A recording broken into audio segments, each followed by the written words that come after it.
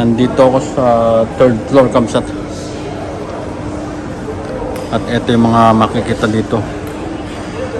Ganda oh, hanggang doon sa taas. Ang ganda ng kulay nitong building na to.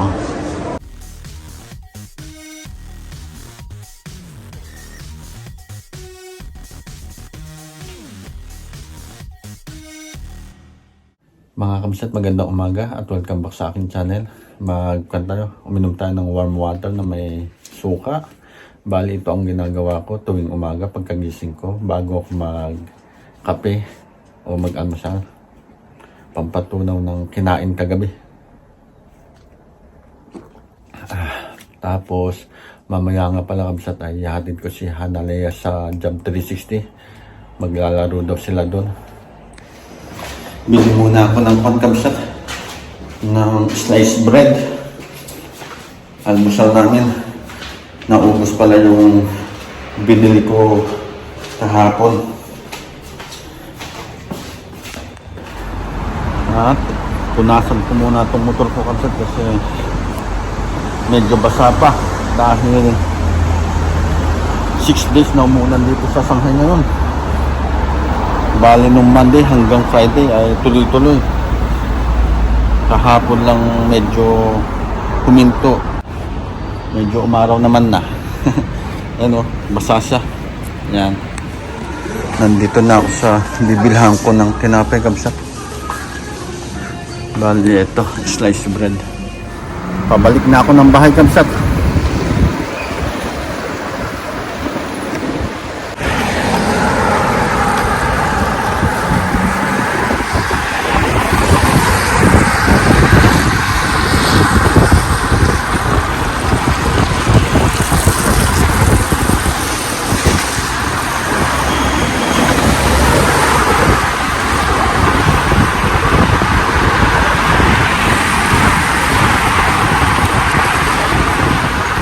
Mabuti naman at umaraw na Kamsat para makakalaban na ako ng mga damit namin dahil hindi ako nakapaglaban ng ilang araw dahil bumabaho pag walang araw.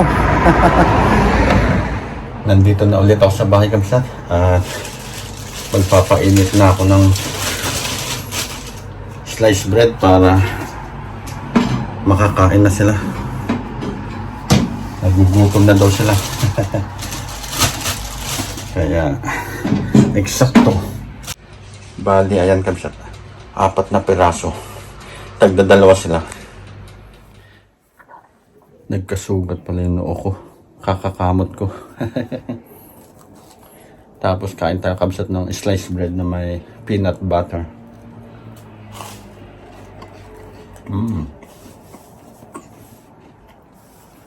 Pagkatapos kumain ng tinapay Kamsat, magkwan tayo. Fresh brew coffee. Yan.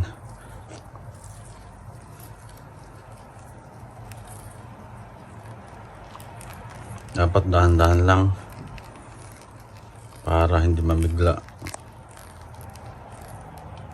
Ayan, pag nakita nyo bumaba na yung mainit na tubig sa baso, uulitin nyo ulit. Yan. Bali 3 beses na ganito Kamsat. Tapos na ang aking fresh brew coffee Kamsat. Yan. Kape tayo.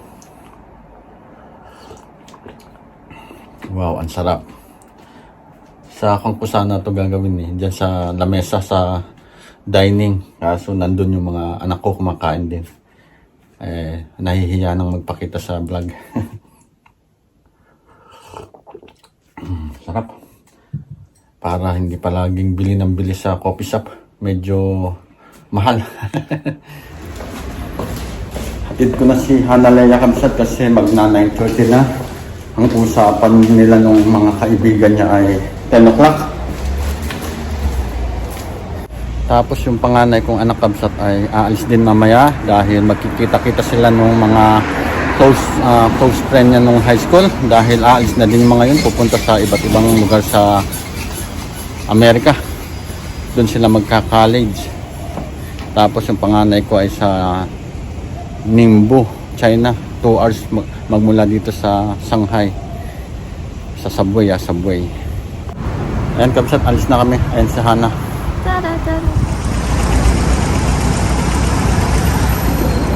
Nandito na kami kabsat, naghihintay ng bus 71.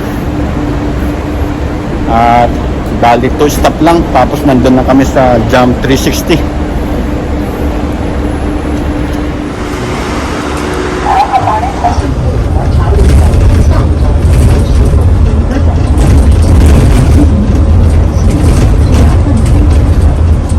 Nandito na kami kabsat sa malapit sa Jam 360.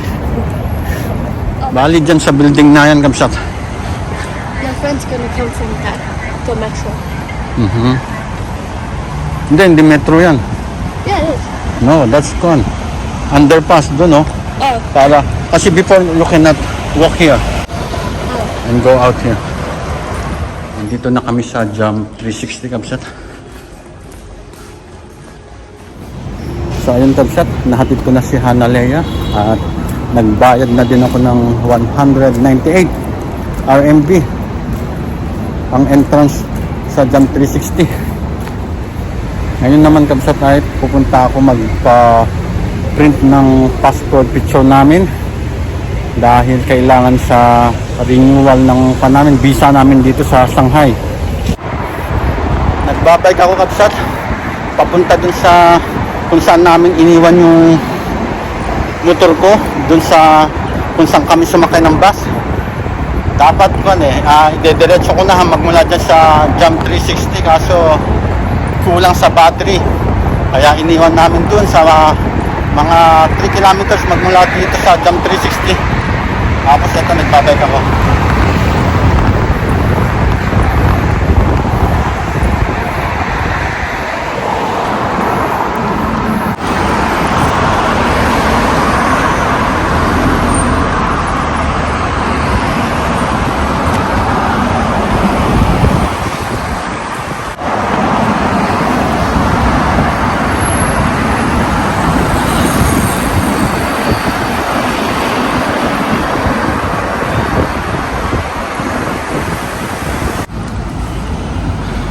Bali, ayun yung kabsat.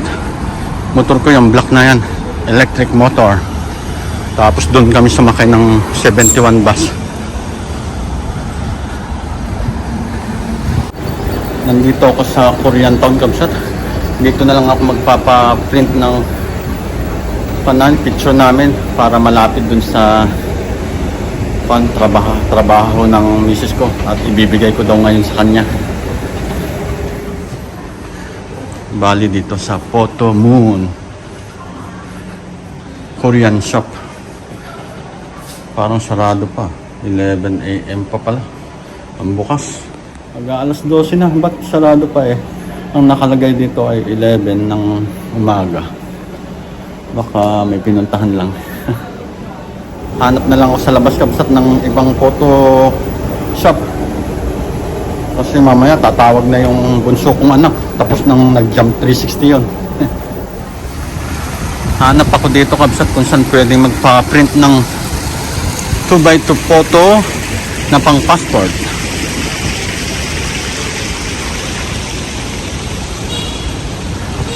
Parang wala naman dito. Lahat restaurant sa bilihan ng mga sunglasses. Tapos coffee shop. Yun lang yata ang photo shop dito eh. Ayun kabsat, nandito na naman ako sa pinuntahan ko kanina na nakasara. Mabuti na lang at bumalik ako kasi wala akong makita na shop doon sa labas. At okay naman na. Bali ganito yung itsura nitong shop na to. Ganda. Korean na Photoshop. Tapos pwede ka rin magpa picture ng inyong pamilya na picture. Ayan, kagaya nun oh. Ayan kabsat, print na yung mga picture namin. Tapos na kabsat. Bali kinakat na lang. Tapos ibibigay ko na kay Mrs. Ay, mag-alas 12 na, nagugutom na rin ako. tapos na kabsat. Eto na. Mga picture namin. Saka yung dalawang anak ko. Bigay ko na kay Mrs. Tapos, hintayin ko na lang na mag-text yung anak ko para sunduin ko siya. Nandito naman ako kabsat sa Korean restaurant. At eto, appetizer. Habang hinihintay mo yung in-order mong pagkain. Dito na ako kumain kabsat. Kasi gutom na ako. Dapat uuwi na ako pagkatapos kong ihatid yung picture namin. Andun ako kakain sa bahay. Pero dito na lang kasi gutom na ako. Ang dami nilang customer, oh. Puno sila ngayon. Ito yung in-order ko kabsat. Fried rice saka yung karne ng baboy na niluto sa kulay black na sauce. Tapos kabsat may kasama pang sabaw na spicy. Kain tayo. Tapos na akong kumain kabsat. Eksakto. Nag-message na yung bunso kong anak na sunduin ko na daw siya. Nandito na ako kabsat sa building ng Jump 360 pero dito sa harap kasi kumakain daw ng panghalian yung mga anak ko sa McDo. Ito kabsat, nakita ko na yung McDo. Ayun na si Hanalaya kabsat, pababa dito. At maglalaro pa daw sila ng isa pang oras sa Jump 360. Madali pa naman akong pumunta dito kabsat. Ayan. Dito sa second floor kabsat icon. Bilihan ng mga damit saka kainan. Tapos yan may coffee shop na Starbucks. Dito sa bandang kaliwa ay doon, pasok ka doon. Mga kainan lahat kabsat. Ayun o doon. Ayun.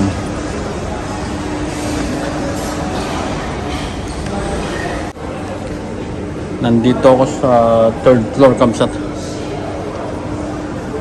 At ito yung mga makikita dito. Ganda oh. Hanggang doon sa taas. Ang ganda ng kulay. Nitong building na to. Nalibot ko na itong mall na to kabsat. At napagod na ako kaya dito na lang ako. Hintayin ko dito sa lobby si Hanalea. May mga upuan naman dito. Kasi kagaya ng sinabi ko kanina ay naglaro ulit sila ng Jump 360. Isang oras pa daw.